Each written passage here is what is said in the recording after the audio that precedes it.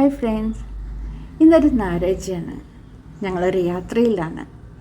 അമ്മയെ കാണാനാണ് പോയിക്കൊണ്ടിരിക്കുന്നത്. അമ്മയ്ക്ക് പ്രായത്തിൻ്റേതായ അസുഖങ്ങളുണ്ട്. അപ്പോൾ അവരെ കണ്ടിട്ട് ഒരുപാട് ദിവസങ്ങളൊന്നുമല്ല, ഒരുപാട് മാസങ്ങളായി. പിന്നെ എന്തായാലും കണ്ടേ പറ്റുമെന്ന് തീരുമാനിച്ചിറങ്ങിയതാണ്. രാവിലെ തന്നെ ഇറങ്ങി ബ്രേക്ക്ഫാസ്റ്റ് ഞങ്ങളുടെ പതിവ് ഹോട്ടലായ അങ്കമാലിയിൽ ആര്യസിൽ നിന്ന് കഴിക്കാൻ വിചാരിച്ചിട്ടാണ് പോയത്. അവിടെ പോയപ്പോൾ വാഷ്റൂമൊക്കെ ഏടാണ് പറഞ്ഞു. ഞങ്ങൾ അടുത്ത ഹോട്ടലിൽ കയറി ഒന്ന് ഫ്രഷായി കഴിച്ചിട്ട് വീണ്ടും യാത്ര തുടരണം. നേരത്തെയൊക്കെ പാലക്കാട് പോയാൽ മതിയായിരുന്നു. ഇപ്പോൾ പാലക്കാട് പോയിട്ട് കാര്യമില്ല. അമ്മ കോയമ്പത്തൂരിലാണ് താമസം. കോയമ്പത്തൂർ പോണ വഴിക്ക് സീതാർപ്പാളയം പറഞ്ഞ സ്ഥലത്താണ് അണ്ണൻ്റെ വീട്. അണ്ണൻ്റെ കൂടെയാണ് അമ്മ താമസിക്കുന്നത്. ഒരു 3.5-4 മണിക്കൂർ യാത്രയുണ്ട്. ട്രാഫിക് ബ്ലോക്കാണെന്നുണ്ടെങ്കിൽ കുറച്ചും കൂടെ സമയമെടുക്കും. നല്ല ക്ലൈമറ്റാണ്, ചുറ്റും നല്ല പച്ചപ്പുള്ള കാഴ്ചയാണ്. ഇതുപോലെയുള്ള യാത്രകൾ തന്നെ നമുക്ക് നല്ലൊരു പോസിറ്റീവ് എനർജി വരും. എനിക്ക് യാത്രകൾ ഒരുപാട് ഇഷ്ടമാണ്. ഇതുപോലെ പച്ചപ്പ്, പാടം, സൂര്യോദയം, സൂര്യാസ്തമന കാഴ്ചകൾ. അതുപോലെ തന്നെ ചെറിയ കുട്ടികളായിരുന്നു ഇപ്പോൾ എല്ലാ വർഷവും ഊട്ടിക്ക് കൊണ്ടുപോകും. ബസ്സിലാണെന്നൊക്കെ പോയിരുന്നത്. അപ്പോൾ ആ യൂക്കാലിപ്റ്റസ് മരങ്ങളുടെ ആ കാറ്റും ആ ഒരു മണമൊക്കെ തന്നെ ഭയങ്കര സന്തോഷമുള്ള കാര്യമാണ്. ഒരുപാട് യാത്രകൾ ചെയ്തിട്ടുണ്ട്. കല്യാണത്തിന് ശേഷം യാത്രകൾ കുറച്ച് കുറവായിരുന്നു, ഈ കാരണം സമയമില്ലാത്തതുകൊണ്ട്. പിന്നെ വീടടുത്താണല്ലോ, വലിയ യാത്രയൊന്നും വേണ്ടിയില്ല. അത്യാവശ്യം എന്തെങ്കിലും ബന്ധുക്കളുടെ കല്യാണത്തിനൊക്കെ ആയിരുന്നു പിന്നീടുള്ള യാത്രകൾ. പിന്നെ കുട്ടികളൊക്കെ ഒന്ന് വലുതായിരിക്കുന്ന സമയത്ത് യാത്ര ചെയ്യുന്നതുകൊണ്ട് ചെറിയൊരു മടി തോന്നി, ഒരു ടെൻഷൻ പോലെ. യാത്ര പോയിട്ട് കല്യാണത്തിനുള്ളത് പോലും പരമാവധി ഒഴിവാക്കൽ തുടങ്ങി. ഇത് കൂടുതലായിട്ട് പോണതായിരുന്നു എൻ്റെ പ്രശ്നം. അപ്പം അത് വരുമ്പോൾ ഒരു ഭൂകമ്പം വരുന്ന പോലെ വരും. വന്ന ക്ഷീണം, പോയതിൻ്റെ ക്ഷീണം, അങ്ങനെ ഭയങ്കരമായിട്ട് ക്ഷീണം ഉണ്ടായിരുന്നു. അപ്പം ഞാൻ ഇടയ്ക്കിടയ്ക്ക് ഡോക്ടറെ പോകും. ഒരു കുറവ് വിറ്റമിനും അയണിൻ്റെയും ഗുളിക തരും. അത് കഴിക്കുമ്പോൾ ഒരു 2-3 മാസം പിടിച്ച് വെക്കും, വീണ്ടും തരും. അങ്ങനെ ഒരു 39 വയസ്സായപ്പോൾ ഡോക്ടർ പറഞ്ഞു പ്രീ മെനോപോസ് സ്റ്റേജാണ്. ഈ സമയത്ത് ഓവർ ബ്ലീഡിങ് പോവും, ക്ഷീണം ഉണ്ടാവും, മസിൽ ഇങ്ങനെ വലിഞ്ഞു മുറുക, ദേഷ്യം വരിക, ശരീരം ചൂടെടുക്കുക, അതൊക്കെ ഉണ്ടാവും. ഒന്നും ചെയ്യാൻ പറ്റില്ല. അതിൻ്റെ ഒരു രീതിയാണ് പറഞ്ഞു. വിറ്റമിൻ അയണിൻ്റെ ഗുളിക കഴിക്കുക. പിന്നെ അതുപോലെ തന്നെ വീട്ടിൽ ചക്കയും മാങ്ങയൊക്കെ ഉണ്ടെങ്കിൽ പരമാവധി നാച്ചുറലായിട്ടുള്ള ഫുഡ് കഴിക്കുക എന്ന് പറഞ്ഞു. അത് കഴിഞ്ഞ് കുറച്ച് കഴിഞ്ഞപ്പോൾ ഞാനിങ്ങനെ കൊച്ചിയിലോട്ട് വന്നു. കൊച്ചിയിൽ വന്ന സമയത്ത് വലിയ കുഴപ്പമില്ലാതെ പോയി. കാരണം ഞാൻ എപ്പോഴും യോഗ ചെയ്യുന്ന ആളാണ്. വൈകുന്നേരമായി നടക്കാൻ പോകും. പക്ഷേ കുറച്ച് ഏതാനും മാസം കഴിഞ്ഞപ്പോൾ വീണ്ടും ഓവർ ബ്ലീഡിങ് ആയി. അതിന് ഇനി മുന്നോട്ട് പോകാൻ പറ്റില്ലാത്തതൊന്നും ഇപ്പോൾ ഡോക്ടറെ കാണിച്ചു. ഡോക്ടർ ഒരു 2-3 പ്രാവശ്യം കാണിച്ചിട്ടുണ്ടാവും. അവർ എന്താ പറയുക, വിറ്റമിൻ ഗുളികകൾ തന്നെയാണ് തന്നത്. അത് കഴിഞ്ഞപ്പോൾ അവർ പറഞ്ഞു ഒരു DNC ചെയ്യുക, അപ്പോൾ കുറേ ക്ലിയർ ആവും പറഞ്ഞു. അങ്ങനെ DNC ചെയ്തു. ഒരു 4-5 മാസം കുഴപ്പമില്ലാതെ പോയി. പിന്നെ എനിക്ക് പഴയ പോലെ പ്രശ്നം, തലപൊക്കൽ തുടങ്ങി, ഭയങ്കര ക്ഷീണം, എണിച്ച് നടക്കാൻ വയ്യാത്ത അവസ്ഥയായപ്പോൾ നമുക്ക് എന്തായാലും നമ്മുടെ ജീവിതം മുന്നോട്ട് കൊണ്ടുപോയേ പറ്റൂ. അപ്പം ഞാൻ പറഞ്ഞു നമുക്ക് ഒന്നും കൂടെ നോക്കാൻ പറഞ്ഞു. അപ്പോൾ അവർ പറഞ്ഞു, സ്കാൻ ചെയ്തു, ചെറിയൊരു ഫൈബ്രോയിഡ് ആയുള്ളൂ. എന്തായാലും 10-40 വയസ്സ് കഴിഞ്ഞില്ലേ, കുറേ കഴിയുമ്പോൾ മെനോപോസ് ആകുമ്പോൾ അതങ്ങോട്ട് ചുരുങ്ങിപ്പോയിക്കോളും, തൽക്കാലം ഓപ്പറേഷൻ ഒന്നും വേണ്ട പറഞ്ഞു. അവർ മരുന്നൊക്കെ എഴുതി തന്നു. ഒരു 5-6 മാസം കഴിച്ചിട്ടുണ്ടാവും. കഴിക്കുമ്പോൾ വലിയ കുഴപ്പമുണ്ടാവില്ല. അത് നിർത്തുമ്പോൾ വീണ്ടും പഴയ പോലെ പൂർവാധികം ശക്തിയോടെ പോവും. അങ്ങനെ ഇപ്പോൾ ഇനി ഭയങ്കര ക്ഷീണം തോന്നി. പുറത്ത് യാത്രകൾ പോയിട്ട് നമ്മുടെ ഡെയിലി ലൈഫ് തന്നെ നല്ല രീതിയിൽ മുന്നോട്ട് കൊണ്ടുപോകാൻ പറ്റാത്ത അവസ്ഥയപ്പോൾ ഞാൻ പറഞ്ഞു നമുക്ക് ഇത് മാത്രമായിട്ട് ഒതുങ്ങിക്കൂടിയാൽ ശരിയാവില്ല, എനിക്ക് വേറെ ഡോക്ടറെ കാണിക്കണം പറഞ്ഞു. വേറെ ഡോക്ടറെ കാണിച്ചു. അപ്പോഴേക്കും ആ ചെറിയൊരു ഫൈബ്രോയിഡ് പറയുന്നത് കുറച്ച് വലുതായിട്ടുണ്ടായിരുന്നു. വേറെയും 2 ഫൈബ്രോയിഡുകൾ ഉണ്ടായിരുന്നു. ചെറുതാണ്, പക്ഷെ എനിക്ക് താങ്ങാൻ പറ്റുന്നുണ്ടായിരുന്നില്ല. അങ്ങനെ ഞാൻ ഓപ്പറേഷൻ ചെയ്ത് ഒരു 2 മാസമൊക്കെ റെസ്റ്റ് പറഞ്ഞു. അത്യാവശ്യം റെസ്റ്റൊക്കെ എടുത്തു. അത് കഴിഞ്ഞ് ഞാൻ എൻ്റെ ഡെയിലി ലൈഫിലേക്ക് വന്നു. കുറേ കഴിഞ്ഞപ്പോൾ യാത്രകൾ പഴയ പോലെ പോകാൻ തുടങ്ങി. പക്ഷെ കഴിഞ്ഞ ഏതാനും മാസങ്ങളായി ഞാൻ ഭയങ്കര ക്ഷീണിതയായിരുന്നു. അതേപോലെ തന്നെ യൂറിൻ ഇൻഫെക്ഷനും ബുദ്ധിമുട്ടിക്കുന്നുണ്ടായിരുന്നു. ഞാൻ യൂട്രസ് റിമൂവ് ചെയ്ത എല്ലാത്തിനും ഒരു പരിഹാരമായി. ഇനി എനിക്ക് നല്ല രീതിയിൽ ഇതൊക്കെ വിചാരിച്ചാണ്. പക്ഷെ ഇങ്ങനെ ചെറിയ ചെറിയ ബുദ്ധിമുട്ടുകളുണ്ടായിരുന്നു. എത്രയൊക്കെ കാരണങ്ങൾ നികത്തിയാലും നമ്മുടെ പേരൻസിനെ കാണുന്നതിന് നമുക്ക് ഒഴിഞ്ഞു മാറാൻ പറ്റില്ല. ഇപ്പോൾ എൻ്റെ അമ്മയെ കാണുന്നതിന് എൻ്റെ ആരോഗ്യ പ്രശ്നം ഒരു തടസ്സമായപ്പോൾ ഞാനൊരു ഡോക്ടറെ കാണിച്ചു.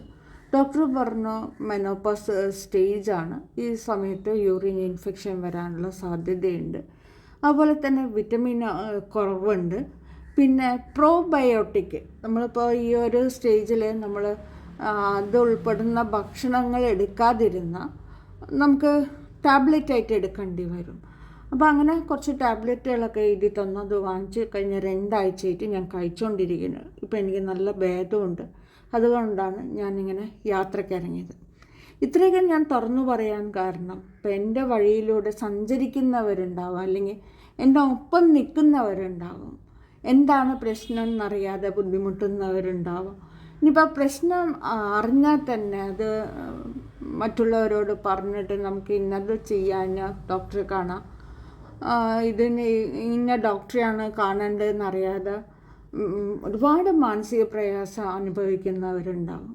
അപ്പോൾ അവരോട് എനിക്ക് പറയാനുള്ളത്, ഇതുപോലെയുള്ള ബുദ്ധിമുട്ടുകൾ വരികയാണെന്നുണ്ടെങ്കിൽ സമയത്ത് തന്നെ ഡോക്ടറെ കാണിക്കുക, മരുന്ന് വേണമെങ്കിൽ മരുന്നെടുക്കുക.